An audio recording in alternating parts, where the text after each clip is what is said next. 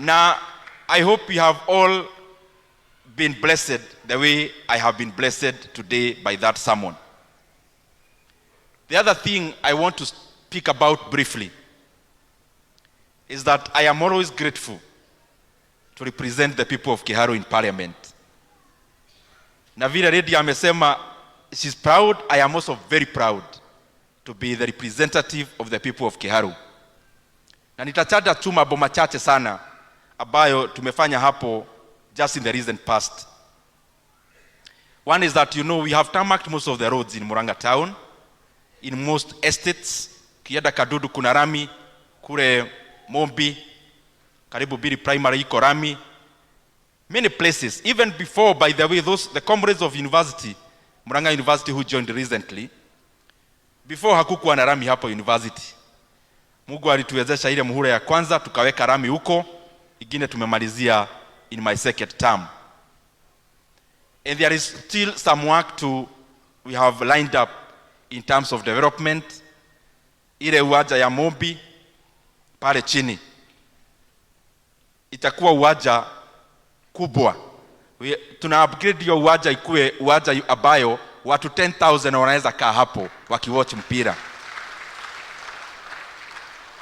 Na all the processes have been done. I know there was some issues around even the land. I am hoping tuliachia administration wadili na hiyo mambo ya shamba kwa sababu hatukuwa tunataka kujiigiza kama wanasiasa. I am hoping they have already finalized talking to the community and the school so that we have that facility there. Otherwise, even the tender is awarded. Everything is done. It's only the work to start. The other thing ambayo iko hapa karibu, tuko karibu kuanza. Tumejenga barabara kule mjini. Mjini hapo beleni ilikuwa kama ghetto. Lakini sasa ni ghetto estate. Ukienda huko iko rami, most of the areas in mjini. Na hatujamalizia. Mimi napenda mjini sana kwa sababu my father alikuwa anakaa Kiatutu slums kule Thika. So nikienda mjini huwa najihisi niko nyumbani. So pale mjini pia kuna barabara inatokea hapa Bishop Cairo ya rami. Hata hiyo before the end of this year itakuwa tunamalizia hiyo barabara kuweka rami. Kuna barabara pale MTN, kanisa ya Breakthrough mnaijua, na kanisa ya KAG. Kwenye hiyo rami ilifika, tunapeleka hapo mbele on the way to the Red Cross. Isavu hao watu wako hiyo area rami. It may not be too long, but in a densely populated area like here, half a kilometer of tarmac can serve a huge population. And I know there are many students who live there by university, wa KMTC, tunaitengeneza. Pia before the end of this year, nasema zile mambo tumemaliza the processes. Sio zile za kupromise. The ones we've already gone the long haul. Hii barabara ya hapa kanisani inakuanga 400 meters kutokea. Hiyo barabara pia, the process is done, award is done, hii inawekwa kabro.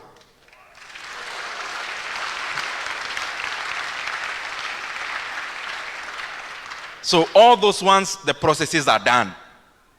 Na pastor ni kushukuru pia, Reverend, kwa sababu Mungu amekupea beyond your calling as a church, as a spiritual leader. Anyone who never knew, mtu ambaye anasimamia hii mjengo ni Reverend Isaac, kwa sababu background yake ni ya ujenzi. So nyinyi mko na engineer Reverend, and we can see your imagination and your ingenuity even in this church that we have, the new one.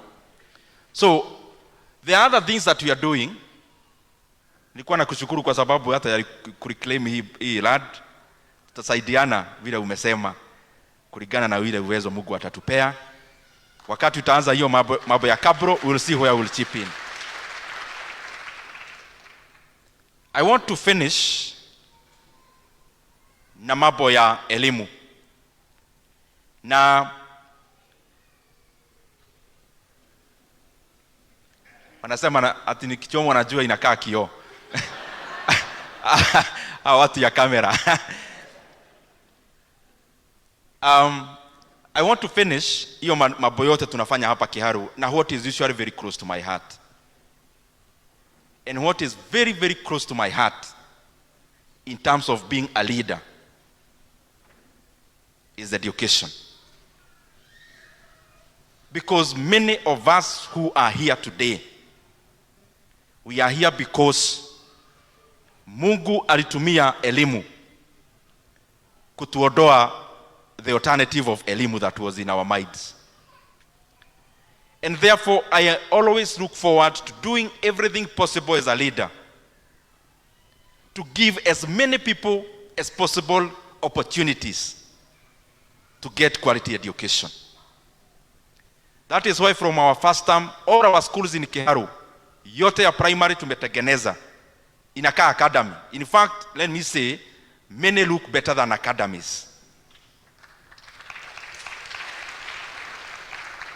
From technology to mjini to Biri primary, ukienda St. Mary, tuliweka kabro hivi juzi. The entire school looks very, very good. I was there. Kogoine, hata Kiagage na mjini primary. Shule zote za hapa town tumerekebisha.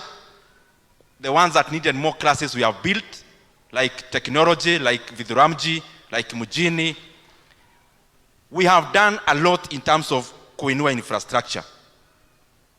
We are also doing the same in our day schools. We started phase 1 of building around 9 laboratories, because beyond kuweka upana katika elimu, we are also looking forward to deepening knowledge. And one of the things that can deepen knowledge is laboratories and libraries. And that is why we are doing that. But beyond that, you know, in Kiharu we have a program called Kiharu Masomo Bora. Kiharu Masomo Bora takes care of all our learners in day schools. We have over 12,000 of them. Kuna wengi ambao wametoka other areas, they have come to Kiharu last academic year. Na kwa hiyo mpango ya Kiharu Masomo Bora, I'm just reporting to you as my bosses because some of you are beneficiaries. In our day schools in Kiharu, the only school fees we pay is 1,000. Na wale wako na remedio haipiti 1,000. And there is no other fee that you pay. So there is nothing. Registration ya hii ama ile, nothing. Na katika hiyo fedha, all the learners in our day schools, they eat in school. They even eat in school on Saturday, from Monday to Saturday, wale wanaenda. Na the last Friday of the month, mnajua hapa lunch, in all our day schools, wanakuranga chapati. Naona comrades wa Murang'a University wanasema warudie kidogo day school. I think it's easier to bring chapati to university than for you to come back. But I am glad you are so many of you here. And it's because of that, Pastor, uniruhusu niseme, something national that inaambatana na hiyo mambo ya elimu. I have been watching, I have been receiving communication even from our principals on something that is very appalling. That as a leader, we are not going to allow it to happen. That the Ministry of Education, the government of Kenya, has sent a circular to our principals, purportedly referring to a Gazette notice of 2015, wanting to reduce capitation to our day schools, day secondary schools, from 22,000 to 12,000 shillings. I want to assure you, as a member of parliament, I will do everything possible within my powers to make the government rescind that decision.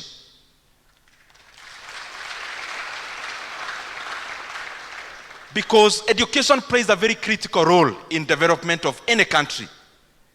In a country like Kenya, ambayo mapato iko chini, I know firsthand because of Kiharu Masomo Bora that even some parents cannot even afford to pay the 1,000 shillings we charge for school fees. Now the government has written to our principals in day schools that now the parent will be paying 9,300 shillings on top of what they have been paying for food. And therefore they are taking the fee for day schools from what was around 12,000 across the country per year, that the learners will be made to pay over 20,000 shillings per year in our day schools. We cannot allow that to happen. Kwa sababu huyu mtu ambaye anaambiwa alipe hiyo fedha akikosa, huyo mtu atakuwa gharama kubwa hata kwa nchi kama hatapata elimu. And I want to request those who are in government, even all of us, including myself as leaders, as a leader, we are all beneficiaries of our communities, taking us to schools.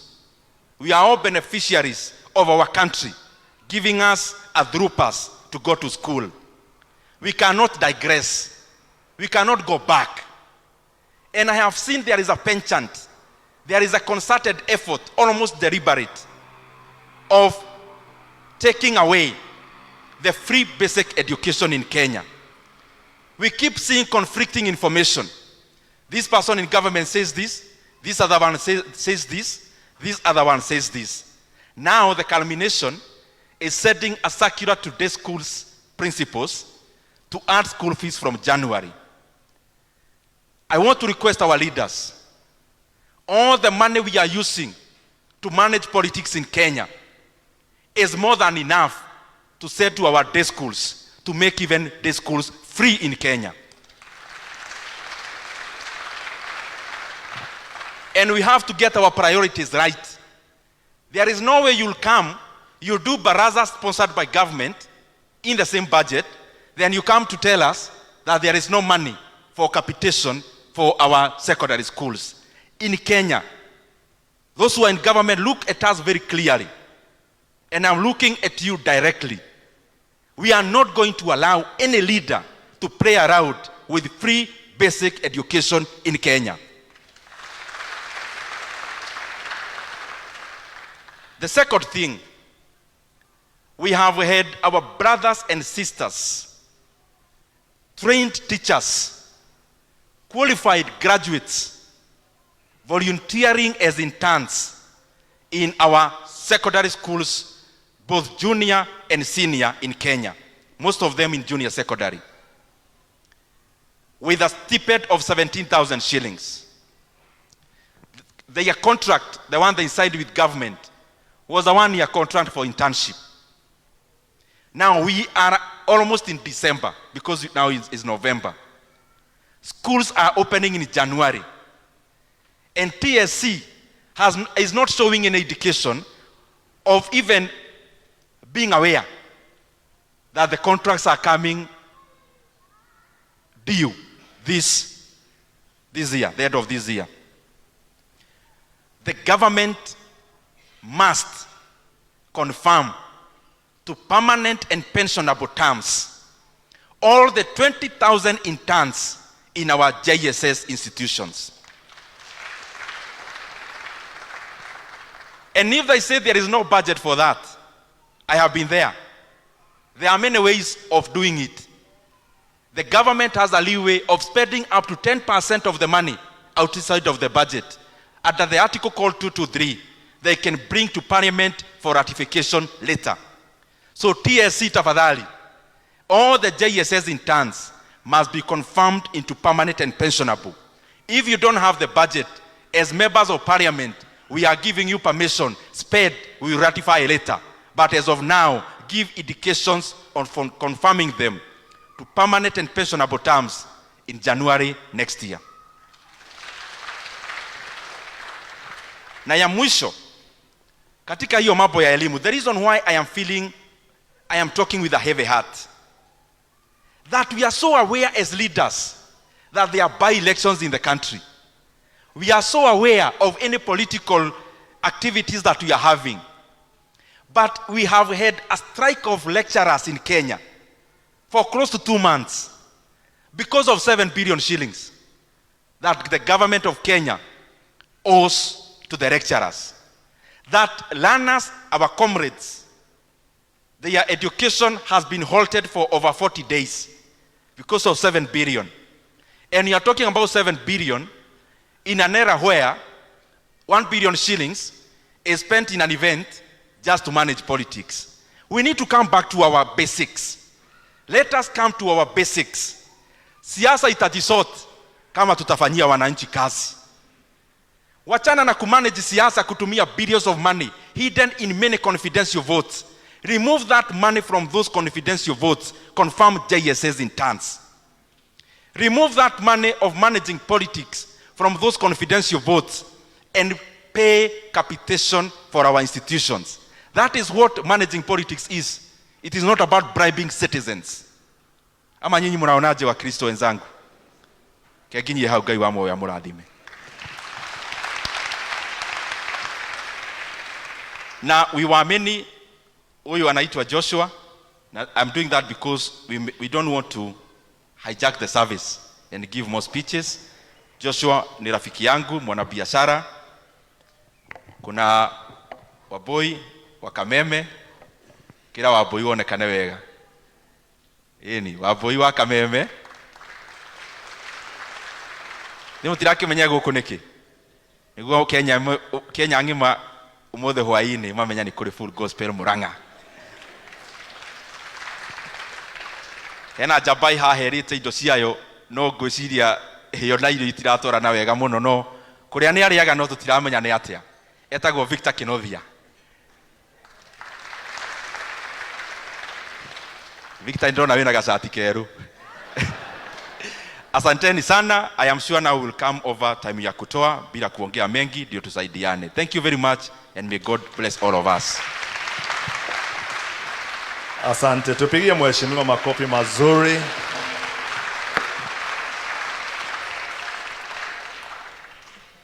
Wakati nilikuwa kijana kidogo, nilikuwa natamani sana kuwa politician.